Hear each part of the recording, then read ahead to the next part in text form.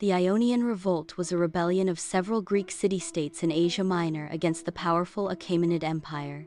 These cities had been conquered by Cyrus II of Persia around 540 BC and were subsequently ruled by native tyrants appointed by the satrap of the city of Sardis, the center of Persian administration in Asia Minor.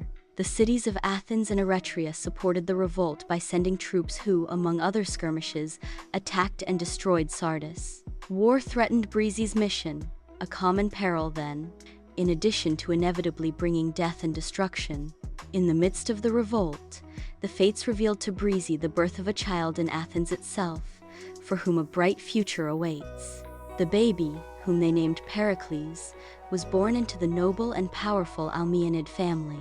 When they went to meet the baby, Breezy and her pets were perplexed when they discovered that the little one had a tremendous head, resembling an onion. According to Cyprus the cat, with her characteristic mischief, if intelligence were related to the size of one's head, this child would at least become a distinguished statesman.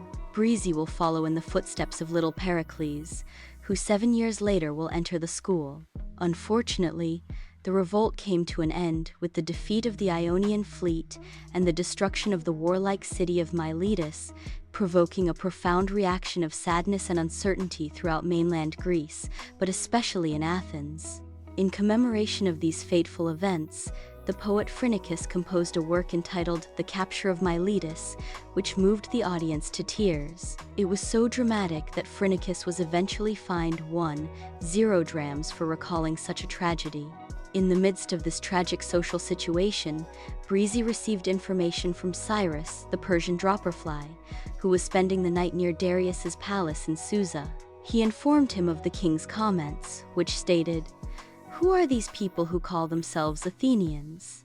And upon hearing the answer, he exclaimed, "O Hormuz, give me an opportunity to take revenge on these Athenians." Breezy, who tried to stay away from the constant warring conflicts between stubborn mortals, decided to help the Athenians, albeit in her own way, indirectly, by beginning to monitor the movements of the powerful Persian army. After quelling the Ionian Revolt, King Darius sent his son-in-law, General Mardonius, on a mission to reorganize the troubled region and appoint new tyrants in the various cities. Once his work was completed, Mardonius's fleet headed to the Hellespont, where it rejoined the land army. The fleet totaled 300 ships and around 20 men. The powerful Persian army headed toward the region of Macedonia, a territory that was added to Darius's empire, laying the groundwork for its future conquest. After the first part of the campaign was over and returning to Asia Minor, the powerful fleet reached the Greek island of Athos, which it subdued. It then sailed around Cape Nymphaeum on the Actae Peninsula, the property of the giant Athos. Many of the ships docked along the vast coastline to stock up on water and food, confident in their invincible power. As soon as the giant Athos discovered the intruders, he attacked men and ships, destroying everything in his path.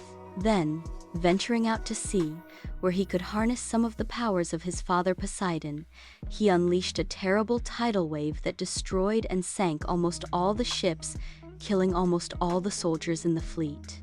General Mardonius was able to return to Persia to deliver the disastrous news. Breezy and the Anemoi, who were aware of the Persian army's movements and flying over the Actae Peninsula, witnessed the powers acquired at sea by the mighty giant Athos. Breezy received further information from the marvelous dropperfly, Cyrus the Persian, saying that the destruction of the fleet had not curbed King Darius's fury, and that he was forming a multicultural army to seize all of Greece and punish Athens.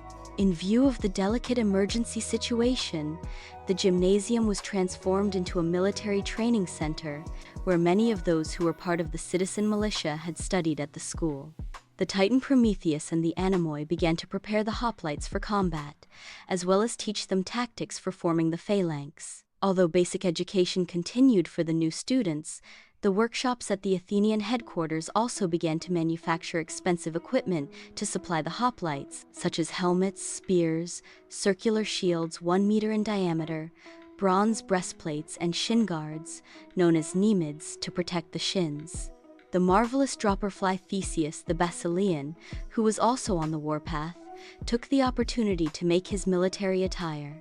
General Miltiades, who had studied at the school and was now one of the strategists in charge of the city's defense, visited the gymnasium facilities daily to monitor the progress of the militias and to share information about the advance of the powerful Persian army. Breezy secretly told Miltiades about the landing at Marathon.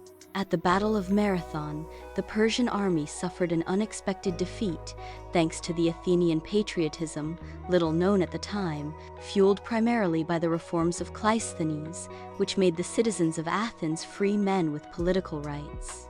However, the element of surprise was fundamental to victory. After the defeat at the Battle of Marathon, according to new information sent by the marvelous dropperfly Cyrus the Persian, the wrathful King Darius prepared for a new expedition against Greece, which he personally intended to command. Unexpectedly, Darius had died during preparations for a swift campaign in Egypt, leaving his haughty son Xerxes as his successor as head of the empire. Breezy disliked Prince Xerxes, just as Xerxes had never been fond of the marvelous Persian dropperfly, no matter how much he called himself Cyrus. So, as soon as he was crowned king, one of his first orders was to ostracize Cyrus the Persian. According to his own words, he didn't want that meddling, know-it-all, luminous creature around the palace. Given the compromising situation and seeing that Xerxes was trying to be clever, Breezy understood that he had to once again use the invaluable help of the beetle Khepri so that he could fall into the hands of the new king and thus be aware of his movements. Due to his incomparable uniqueness and beauty, Khepri was a safe bet. However, it was determined that to allay any suspicions, the mission would take place during the Egyptian campaign. Breezy, along with his pets and the anemoi, flew to Egypt to learn about the cause of the rebellion. Once they had gathered the necessary information, they determined that Achaemenes, Xerxes' younger brother, who aspired to become the new satrap of Egypt, was the ideal person to bring Khepri into Xerxes' hands in a coincidental and almost miraculous way. Just as predicted, the rebellion was soon crushed, and Achaemenes was appointed the new ruler of Egypt. Before Xerxes departed with his troops back to Persia, Achaemenes, grateful for the appointment, gave his brother a dazzling Egyptian scarab as an amulet of life and power. Xerxes was ecstatic with the gift, observing it in great detail. There was no gift more appropriate for the occasion. Wanting to identify its origin, they called for a scarab expert to translate the Egyptian inscription or cartouche. An elderly and wise priest described it as a commemorative scarab, dating from the splendorous reign of Amenhotep III, the Magnificent, the third pharaoh of the 19th dynasty, who ruled Egypt for approximately 66 years. According to him, the shining scarabs referred to the King of Kings, the dazzling sun. That was enough to satisfy Xerxes' vanity, and he strung it on a golden cord and placed it around his neck, allowing his generals to admire the divine radiance of his protective amulet. From its privileged position, the Khepri scarab could be aware of the most momentous decisions of the powerful ruler of the Achaemenid Empire.